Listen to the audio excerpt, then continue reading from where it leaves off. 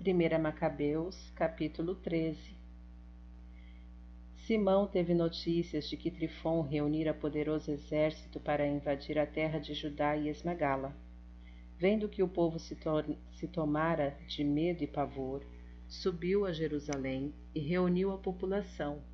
Exortou-os, dizendo-lhes: Vós sabeis tudo o que eu, meus irmãos e a casa de meu pai fizemos pelas leis e pelo santuário, assim como as guerras e as angústias que suportamos. Foi em defesa desta causa, da causa de Israel, que morreram todos os meus irmãos e fiquei somente eu. Agora, longe de mim poupar minha vida enquanto durar a tribulação. Não sou melhor do que os meus irmãos, pelo contrário, serei o vingador de meu povo, do santuário, de vossas mulheres e de vossos filhos, porque todas as nações se reuniram para nos exterminar, movidas pelo ódio. Ouvindo estas palavras, o espírito do povo imediatamente se reanimou. Responderam em alta voz, dizendo: Tu és nosso chefe em lugar de Judas e de Jonatas, teus irmãos. Toma frente em nossa guerra e faremos tudo o que disseres. Simão reuniu todos os homens aptos para a guerra, apressou-se em terminar as muralhas de Jerusalém e fortificou-a em todo o circuito. Enviou Jonatas, filho de Absalão, a Jope com forças suficientes. Este expulsou os que lá estavam e permaneceu na cidade. Trifon partiu de Ptolemaida com numeroso exército para invadir o país de Judá, levando consigo Jonatas prisioneiro. Simão acampou em Adida, em frente à planície. Quando Trifon soube que Simão substituíra Jonatas, seu irmão, e estava pronto para vir combatê-lo, enviou-lhe mensageiros para lhe dizer: É por causa do dinheiro que teu irmão Jonatas deve ao tesouro real, em virtude das funções por ele desempenhadas, que nós o detivemos. Manda agora 100 talentos de prata e 2 de seus filhos como reféns, para que depois de libertado não te revoltes contra nós, e nós o libertaremos. Simão percebeu que eram falsas aquelas palavras. Apesar disso, mandou buscar o dinheiro e os meninos, para não provocar contra si grande animosidade por parte do povo. Que teria dito: Por que não enviou o dinheiro e os meninos? Jonatas pereceu. Enviou, portanto, os meninos e os 100 talentos. Trifon, porém, faltou à palavra e não libertou Jonatas. Depois disso, Trifon se pôs em marcha para invadir o país e devastá-lo. Deu volta pelo caminho que vai a Adora. Simão e seu exército marchavam contra ele em toda parte para onde se dirigia. Entretanto, os homens que se encontravam na cidadela de Jerusalém enviaram mensageiros a Trifon, instando para que fosse ter com eles sem demora, passando pelo deserto, e que lhes mandasse víveres.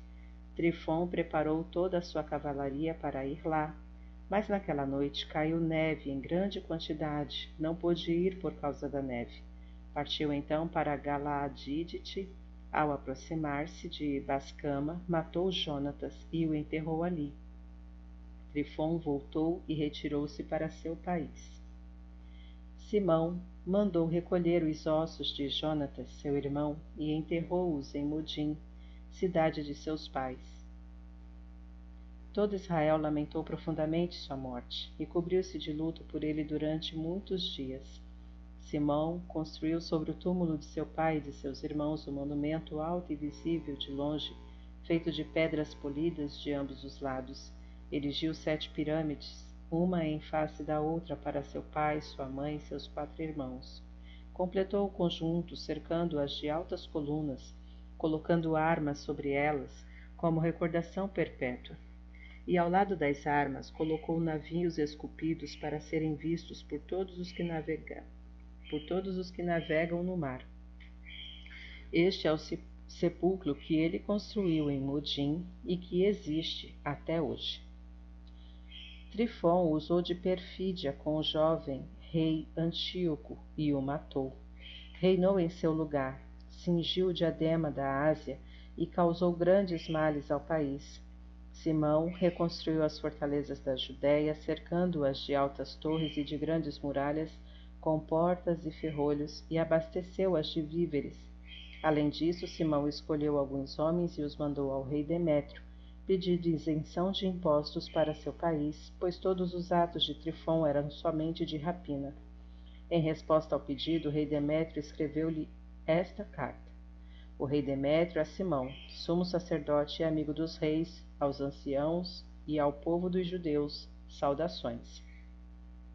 Recebemos a coroa de ouro e a palma que enviaste e estamos dispostos a realizar convosco uma paz duradoura e escrever aos funcionários que vos concedam as isenções.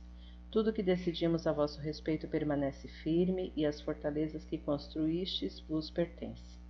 Concedemos anistia para todos os erros e delitos cometidos até hoje, renunciamos ao tributo da coroa que devíeis, e se qualquer outro imposto era exigido em Jerusalém, não mais será cobrado. Se dentre vós alguns estiverem aptos a alistar-se em nossa guarda pessoal, que se inscrevam e reinem a paz entre nós. No ano 170, Israel se viu livre do jugo dos gentios. O povo começou a escrever nos documentos e contratos, no primeiro ano de Simão, insigne sumo sacerdote general e chefe dos judeus. Nessa época, Simão marchou contra Gazara e cercou-a com suas tropas, construiu uma Helépole, conduziu-a para perto da cidade, atacou uma das torres e apoderou-se dela. Os homens que estavam na Helépole saltaram para dentro da cidade, causando ali grande agitação. Os habitantes da cidade, com mulheres e filhos, subiram sobre as muralhas, rasgando as vestes e pedindo em altos brados a Simão que lhes concedesse a paz. Diziam: não nos trates segundo nossa maldade, mas segundo tua misericórdia. Simão deixou-se aplacar por eles e suspendeu o ataque, mas expulsou-os da cidade, purificou as casas em que se encontrava ídolos e fez em seguida sua entrada ao canto de hinos, de louvor e de ações de graças. Baniu da cidade toda impureza e estabeleceu ali homens observantes da lei. Fortificou-a e construiu nela uma residência para si. Os que estavam na cidadela de Jerusalém, impedidos de sair e de percorrer a região para comprar e vender, passavam fome atroz e muitos morreram de inanição. Aos gritos suplicaram a Simão que lhes concedesse a paz. Concedeu-lhes, mas os expulsou de lá e purificou de suas impurezas a cidadela. Os judeus fizeram ali sua entrada no 23º dia do segundo mês do ano 171. Entre aclamações e ramos de palmeiras, ao som de cítaras, címbalos, harpas, hinos e cânticos, porque um grande inimigo fora extirpado de Israel. Simão determinou que anualmente se celebrasse aquela data com alegria, fortificou a colina do templo, próxima da cidadela, e habitou ali com os seus. Vendo Simão que seu filho João se tornara homem valoroso, entregou-lhe o comando de todas as tropas. João foi residir em Gazara.